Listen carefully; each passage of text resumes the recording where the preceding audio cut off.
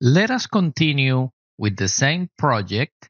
And this time we are going to sets, list, and there you find it, list item. So we are going to select an item from this list. And notice that we have 1, 2, 3, 4 edges, 4 curves.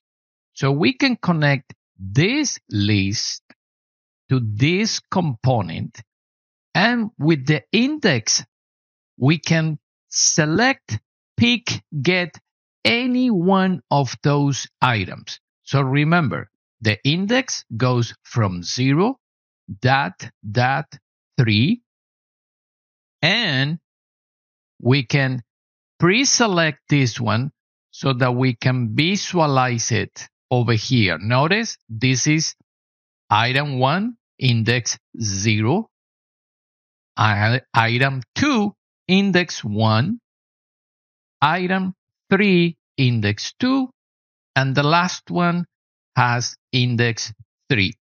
Now, you could select more than one item from a list. So in this case, I'm selecting index 2 and index 3. But let me right click, disconnect all.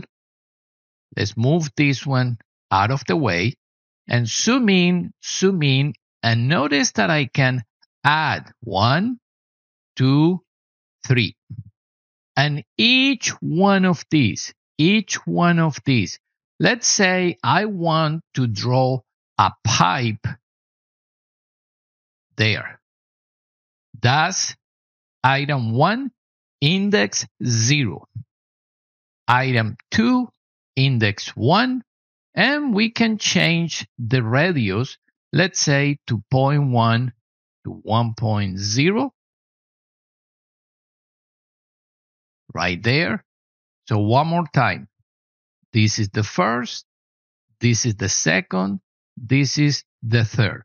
So if you have few items, this is a very nice and easy way to grab any one of those elements from this list.